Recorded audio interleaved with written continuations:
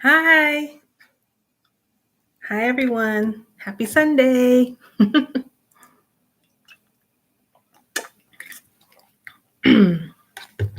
Excuse me, I'm just drinking my water. How are y'all today? Yay, Sunday. Well, maybe not yay, because that means tomorrow's Monday and we have to go back to work. But it's a beautiful sunny day in my city. I live in the Northwest, so we really cherish our sunny days here because it's usually rainy and cloudy. So I hope everyone's well. Just guzzling down my water. I'm currently on a personal 30-day water challenge because I'm really bad about not drinking water. So, well, it's funny because I'm actually not a big soda drinker either, but I do drink a lot of juices. And I think a lot of it, I'm going to blame it on my toddler. But I think a lot of it's because I buy a lot of those little box juices for my 3-year-old. So they're always there. And it's so easy to drink a lot of them because they're little, child-sized servings. So it's so easy just to drink like 5, 6, 7 of them. Before you know, it's almost like you drank a whole liter of them. So I was like, the month of August, I'm just going to try to only drink water. And initially, I was going to cut out caffeine or coffee too, because I'm a big coffee drinker. But I was like, I can't do both. I would fail because I have to have my coffee in the morning. So, but it actually hasn't been as hard as I thought it was going to be. I thought it was going to be harder to be only drinking water because my issue with water, it takes like nothing. But you have some waters like Smart Water, and this is not an endorsement or anything for them, but I do really like them. And I think it's probably because of the electrolytes that's in the water. And there's other waters too that I enjoy. Also, I'm learning to like spruce up my water from the faucet. The one good thing about the Northwest, because it does rain so much here, we have really great water. Like the water here is really, really good here from the faucet. Like there's some places you go, you cannot drink the water out of the faucet. I know when I lived in Arizona, you did not drink the water out of the faucet because it was nasty.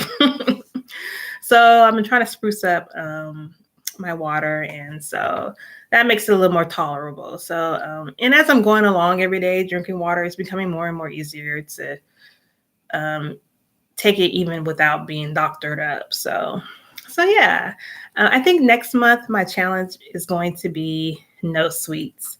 And now that's going to be really hard for me because I love sweets. I'm a big sweets person, and I think I'm going to fail on that one. Because when I get up, the first thing that I do on my way to work to the office is I grab my coffee and my roll, right? And being in the Northwest, we have like tons of Starbucks all over the place because in other coffee shops, like our city is a big coffee place because Starbucks and a lot of coffee shops started in the Northwest. So it's so easy just to go to the corner, like it's the 7-Eleven, grab the coffee and the roll on the way to work when I hop on the train to work. So I think that's going to be way harder for me to do. And I have a feeling I'm going to fail on the first day because just out of habit, I grab my coffee and my roll and go. So, but the water challenge hasn't been that bad. So I'm glad because I really need to drink more water, as we all should. Stay hydrated and refreshed.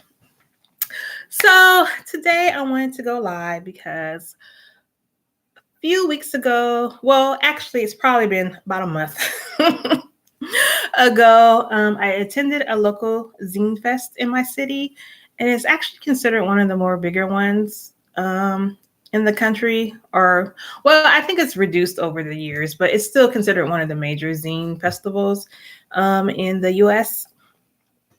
And so, yeah, about a month ago, and I bought some really great zines at the Zine Fest, and I wanted to share about it a few weeks ago, but I just got really busy. So I was like, I better sit down and do it before I forget. And because I had picked up some really great zines. And the Portland Zine Fest, it's usually 2 days in July, Saturday and Sunday on the weekend. And normally what I do on Saturday, I'll go and do my zine shopping. And then on Sunday, I'll usually table with my zine writing group that I founded here. And I usually walk away with a really good stash after doing my zine shopping on Saturday. But this year, I was just like, I don't know, wasn't really in the mood. I was just like, I don't want to go, and I was just like, ugh. I don't know, I was just really tired, I guess. Just a lot going on. And so I didn't do my normal zine shopping like I do on Saturday. And so I missed out on a lot of people I really wanted to buy zines from. And actually, let me backtrack a little bit, because people are like, what is she talking about? What is a zine? And I made a video. Actually, I think it was one of my first videos I started doing last year on YouTube about zines and my involvement in the zine community here in Portland. And so zines are basically a take on the word magazine, and it's a popular form of self-publishing. Zines came out of basically being a creative space for people who don't typically get their voices heard in mainstream media. So, of course, Black folks, other people of color, queer folks, LGBTQ, people with disabilities or abilities, people who may be sex workers, people who are houseless, and so forth. So, and zine culture is very popular here in Portland, in my city. And about 10 years ago, I started a women of color zine writing group here because the zine spaces here in Portland are very, very white. As with most things here in Portland, I don't know if you know much about Portland, but it's a predominantly white city. And we probably were in the news this weekend because the Proud Boys and other Nazi hate groups invaded our town like they do. It seems like every other month these days. They hold rallies and stuff downtown Portland, and it's just a hot mess. Portland, because it is so white, we tend to attract a lot of hate groups and things like that here. So it's just crazy. So yeah, Portland, I really encourage people to learn more about the history of Portland and Oregon if you don't know much about it. And yes, there are Black people here, despite the white supremacy and the attacks we get here. The Black community here keeps thriving, and we keep creating, and we try to make our mark here in the city as much as we can. So, which brings me back to the Zine Fest, because I met some really great Black writers and artists at the Zine Fest. So I want to share today some of the zines and stuff I picked up at the Zine Fest last month. So the first is really cool zine by, how can I get that on there? My notes here, because I was like, I can't remember everything. So by Melanie Stevens, and she's an artist, illustrator, and writer. And she's also a professor here at a local art school here in Portland. And Melanie, I've been knowing about the work of Melanie, and I actually met her briefly last summer at the same zine festival. And I think I bought something from her. And so I really wanted to see her again this year, but she tabled on Saturday, the day I was feeling lazy, and then I go like I normally do when I go to the Zine Fest. So I missed her. And I was so bummed because later that day she had posted on Facebook that she had sold this zine, her new zine, at the Zine Festival. And so basically what this is a mini zine, and it's dedicated to Meg the Stallion, the rapper. It's called The Book of Meg. And when I saw it, I was like, oh my God, I gotta have that zine. Why didn't I go on Saturday? But luckily, when I tabled on Sunday, Melanie was at the Zine Fest too that day. So I was telling her, like, man, I wish I had been there Saturday because I really wanted to get your zine. And she was like, hold on. And she went and she came back and she put this in my hand. And then she walked off. And I looked, I was like, oh, yay, the zine. So I was like, how much? And I thought she said $3. So I went into, my little change bag to get the $3. She's like, no, I said free. I thought she had said $3, but she said, no, it's free. So she gave me the zine for free. But I think normally she does sell it for $3. But I was like, yay, I was so excited to get the zine. But basically, yeah, it's a little zine dedicated to Meg the Stallion, the rapper, and it's so cool. Oh my God, look. The Book of Meg. Yes, what? Look at that. Isn't that so cool? Oh my God. I forgot the camera transposes everything. But isn't that so cool? The Book of Meg. Yes. Isn't that cool? So let me go ahead and read it to you since it's pretty short. Book of Megan. We never show up together, but I text him when I'm ready to go. I get my revenge when I drop all my pictures. I'm pretty like art bitch. I look like a fixture. I only sweat when I go exercise. You cannot touch me, so don't even try. What? She stayed with her tongue sticking out. Isn't that dope? That is so cool. I was like, yay. So yeah, I got the zine from Melanie. And Melanie has her own, she has her own publishing. She's a self-publisher, of course, and she has her own publishing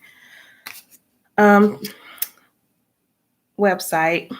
And I'm so annoyed that YouTube got rid of the Google Hangouts because now you can't, I want to go and show her website and everything, but I'm going to try to show it on my son's tablet, which is all sticky with syrup from pancakes this morning. But I want to try to show the website because it's really cool. And her website is called BlackFemPress. And it's on, is it SD? I can never pronounce that. The where you can sell your stuff. See, BlackFemPress. So let's see. So here we go. I don't know if you can see it. The glare. Not really. Dang. Why did they get rid of the Google Hangouts? But yeah. This is all her work here. She has some tote bags and other zines. She also makes graphic novels. So yeah, oh no, dang. Let's go like this. Oh yeah, you can kind of see better. So yeah. So BlackFemPress, comics, prints for the culture. And that's Melanie. You can kind of see her down there. So yeah. So I was so excited to get the Book of Megan the Stallion. And then she almost killed me again when she posted, she got inspired when she did the little book for Megan she made another one for Nina Simone. So she made another little booklet like this for Nina Simone, and I almost passed out. I was like, oh my goodness, what? Are you trying to kill me? And I think I could pull it up here. So it's called The Book of Nina. Isn't that cool? Oh my gosh. I don't know if you can kind of see. Isn't that cool?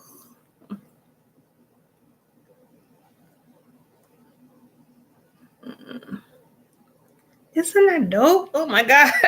So of course I had to order it right away. And I think this one is also only a couple of bucks. Let me see. Yeah, it's about $3 if you go on her website, BlackFemPress. And so I was so excited. I ordered it and I got it the other day in the mail and I was like, yes. And I was about to open it and I was like, wait. The thing about zine and zine culture is that a big part of it is sharing and trading zines. So I was like, well, maybe I won't open this yet. Maybe I will share this zine with someone because, Melanie's here in my city and I run into her, a lot because we tend to run in the same creative circles. So, and I can order it anytime. So I was like, but it may be harder for someone else, especially a Black woman, to get this zine. So, if you are interested in getting the Book of Nina, and it's basically like this, which is why it's in this little envelope, it's a little booklet. It's dedicated to Nina Simone. I will have instructions in the description box. And all you have to do is tell me why you love Nina Simone. It can be one word. It can be a short little paragraph. It could be a poem. You can make a video. And if you do something more creative, I'm willing to share it. Like if you write a poem or something, I am willing to share it on one of my platforms. So either my newsletter, my blog, or if you do like a video or something, I'm willing to put it here on YouTube. So yeah, it hasn't been opened or anything. So yes, the Book of Nina. So if you're interested in getting this zine, I believe in sharing the wealth, and especially sharing zines by Black women creators. Just follow the instructions in the description box. I will put later once this video is uploaded. Yeah. So yeah, I wanted to share that one because I thought that was so dope. And I love Melanie's work. She's really, really cool. So I really encourage people to check out her work on BlackFemPress. Is it Esty? I can never say the word ETSY. I'm sure people know what I'm talking about. I can never pronounce the word correctly. But yeah, her SD site, her web page, BlackFemPress. So yeah, that's that. So definitely check out Melanie Stevens' work. I wonder actually if I could pull up her official website too as well. I know she has an official.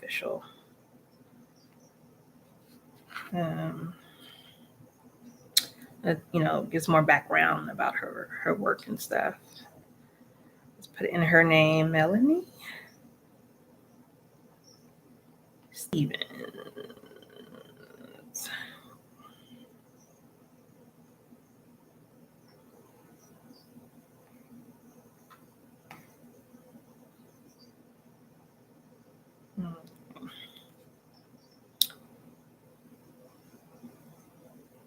So yeah, here we go. If we can kind of see.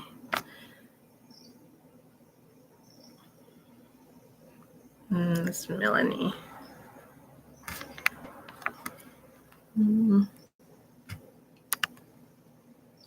So annoying they got rid of the screen sharing feature. I think you can kind of see Melanie. So this is her official website. You can see some of her other artwork here.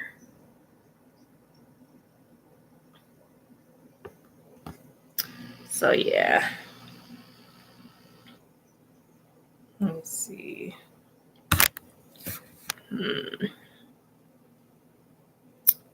So her official website is www.melaniestevensart.com. So yeah, check out her work for sure. Yay! So isn't that the coolest thing? I'm just still tripping. I just think it's so cool.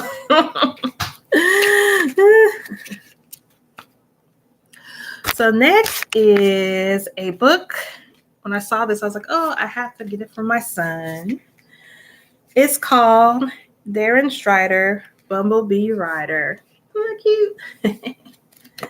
So I bought this book from, look at my notes, Brian and Josie Parker. They are a Black couple who live here in Portland. And they are the owners of Believe in, look at his little card here.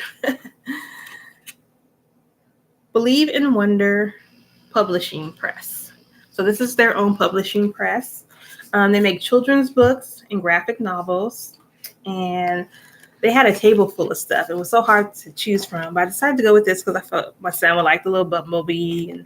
And especially because he's been doing a lot of gardening with his babysitter, and they always see bees and stuff. So I was like, oh, this is so cute. So I get this for my little son.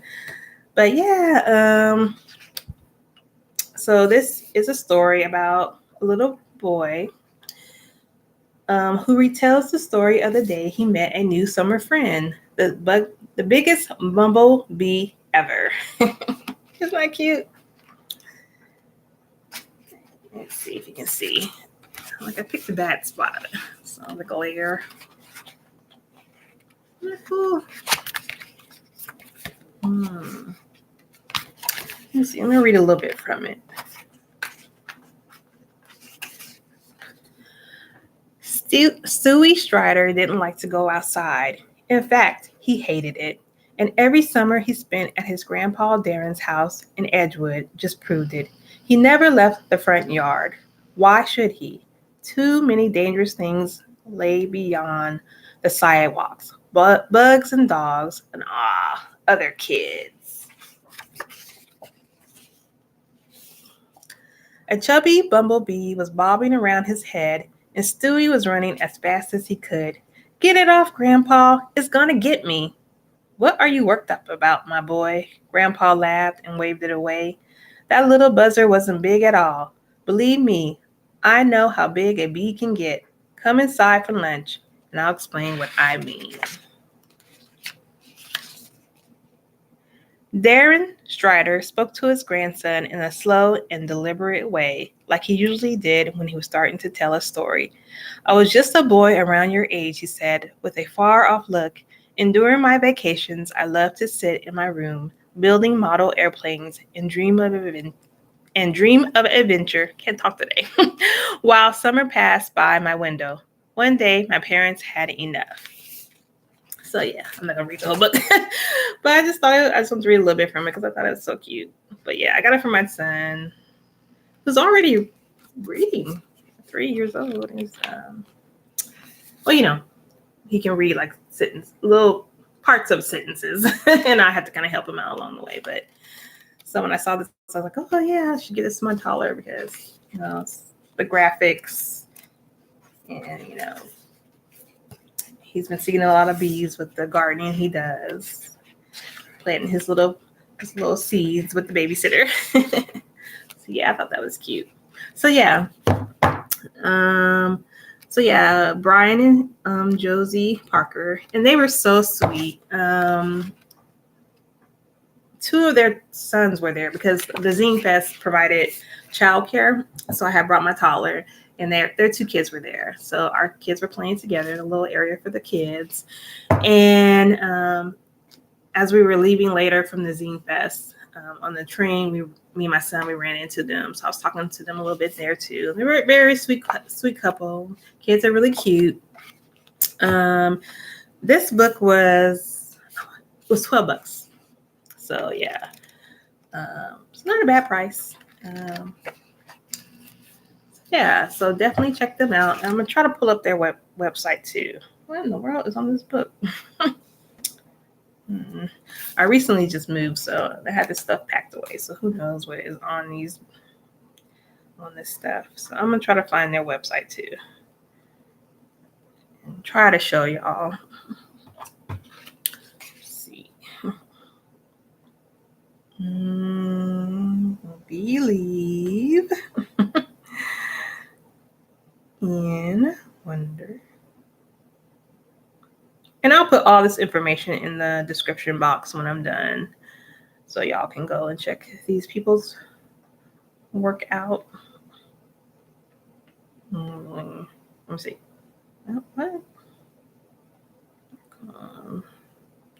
Let's see if it comes up here.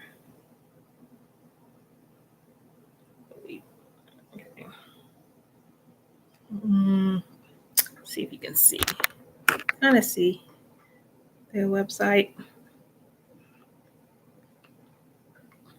It says, thanks for stopping by. I think that Believe in Wonder is more than just a hashtag or tag.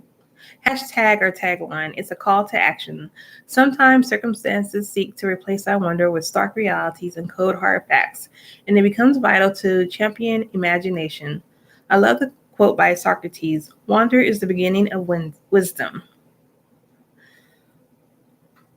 I hold this truth close to my heart. It's really tiny. And my work is focused on promoting wonder in the everyday.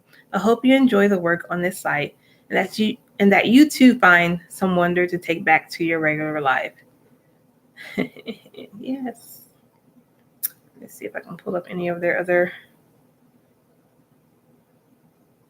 They have a gallery on here, so let me see. Let's look at illustrations. Okay, so this is some of their illustrations. You can see.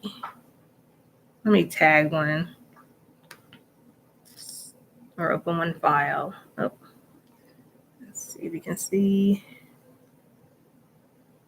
some more of their work.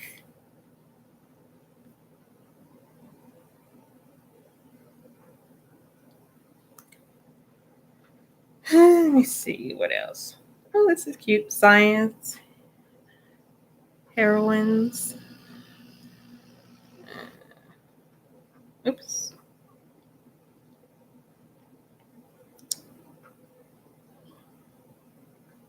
Our books. This is some more of their books. You can see.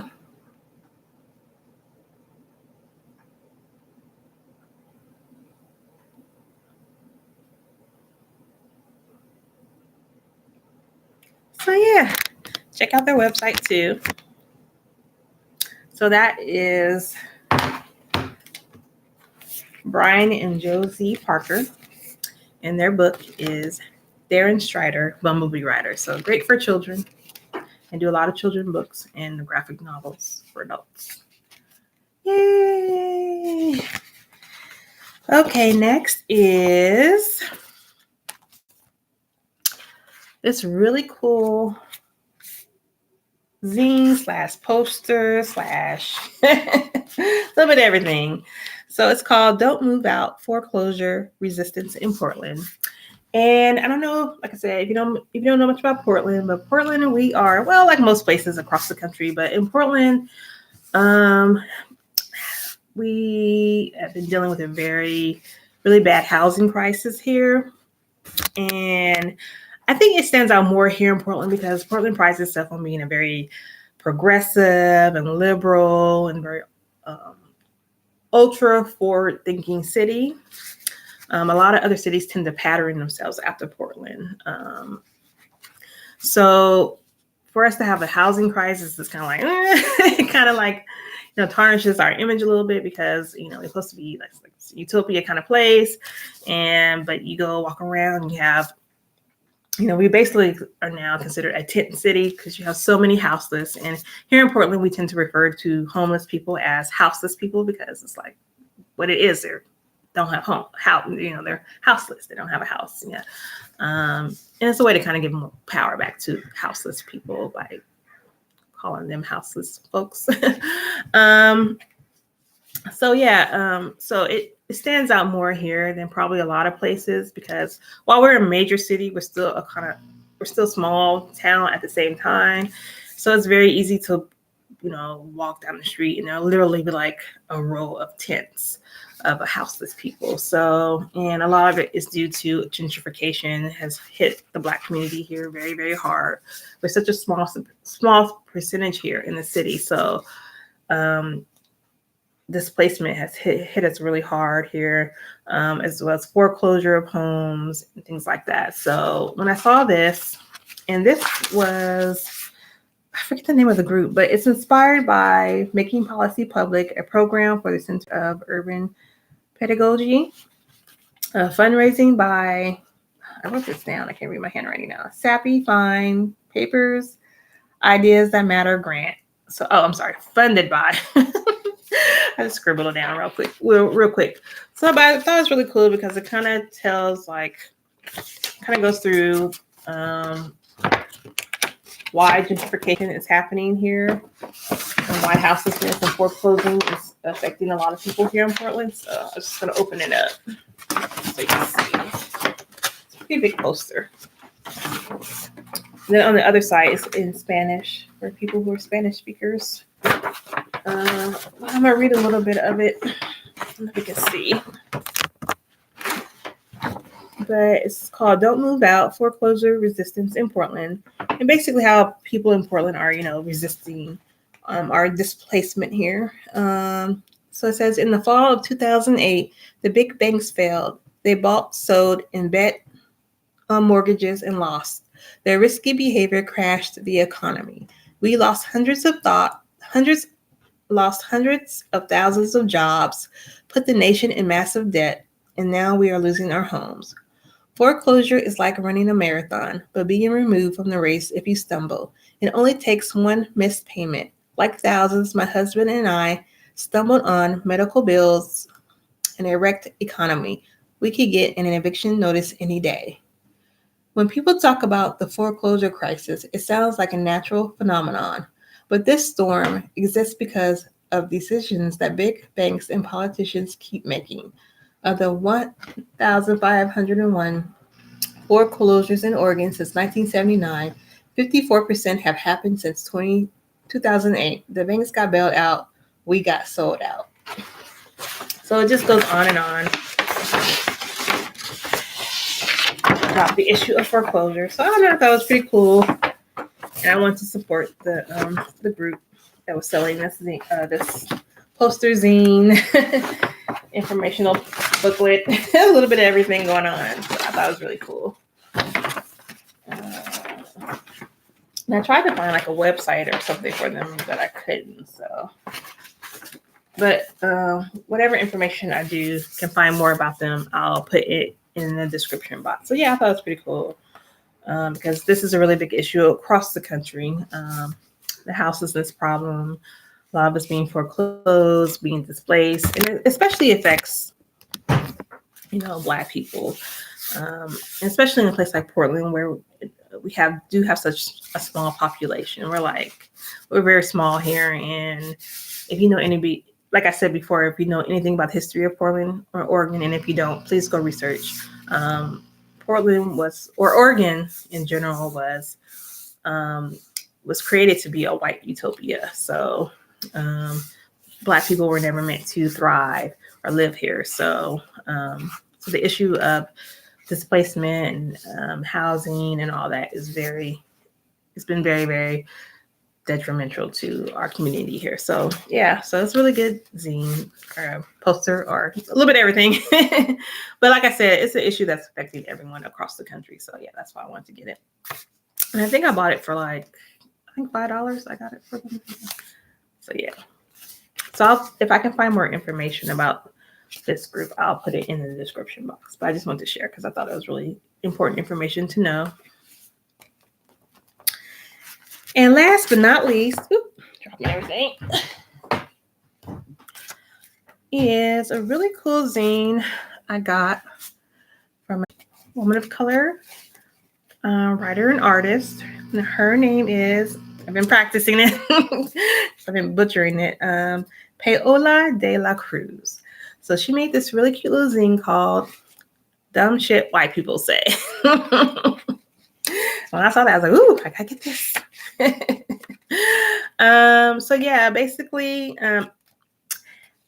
it's a zine, just, as the title says, some of the microaggressive things white people often say to Black people and other people of color.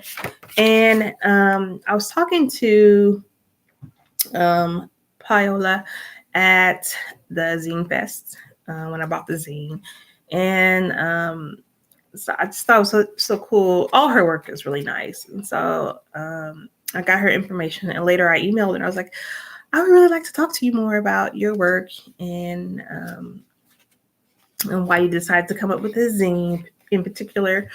So she agreed. So I was able to get an interview with her. And so the interview is in my current newsletter for this month of August. So I will put that link in the description box so you can read a little bit more about Paola de la Cruz and all her work. And because I thought it was really important. what she was trying to say with the zine. So I'm just going to show a little bit inside. The first couple of pages, she lists all the Black people who have been murdered by police.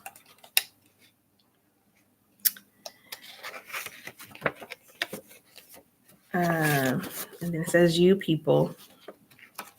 And then I thought this was really cool. Like when I picked up the zine at her table, I had turned to this page and I was like, I was like, oh, I wonder what's in the little scraps of paper. And she was like, oh, you can go ahead and take it out because I didn't, want to mess up her artwork or whatever. So I took out the little pieces of paper and then it has like a little commentary in here. And this one says, sorry, I don't date Black guys. And then the other one says, I think each pocket has like different sayings on them.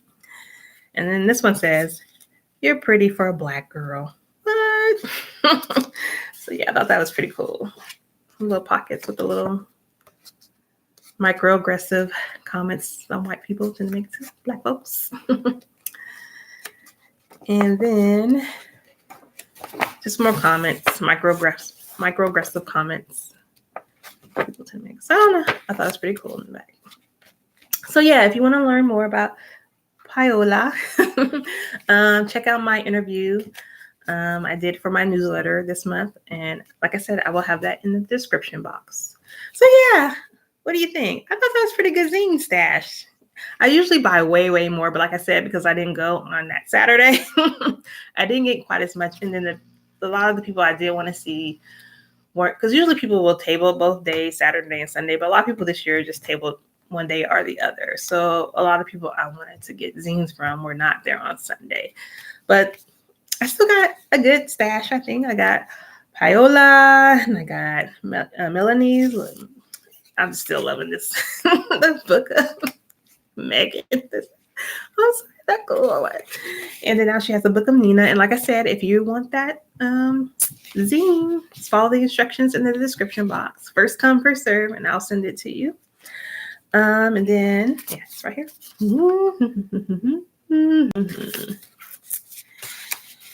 And then the Darren Strider Bumblebee Rider for by Brian and Jose Parker.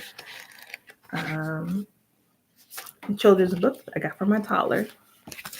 And then the Don't Move Out Foreclosure Resistance in Portland. So all about how the housing crisis that's happening in my city, but across the country as well. So yeah, I thought it's pretty good stash. So I just want to share that and encourage people to support these Black, mostly folks of color, writers and artists and illustrators, because it's really important that we support Black creativity. So yeah, thank you for watching this video. And I will be back with another video soon. I've been really busy, so it takes me a little while. And the thing about when you're a book channel, it takes you a little while because you got to read the book. I guess you can fake it, but a person like to really actually read the book or whatever. So, there's a book I'm currently reading now, so I hope to do a review on it in a couple of weeks. So, yeah. So thank you for watching and have a lovely, lovely Sunday and the rest of the week. I hope the weather is nice in your area the rest of the week. Our summer here has been kind of blah. I'm surprised because in April, it was like we had a couple of 90 degree days. So I was like, oh, it's going to be just really hot this summer. But the weather this year hasn't been that warm. So I'm hoping to get a little nicer the rest of the week. But today's beautiful, and I hope it's beautiful where you're at. And I will see you guys soon. Have a lovely day. Bye-bye.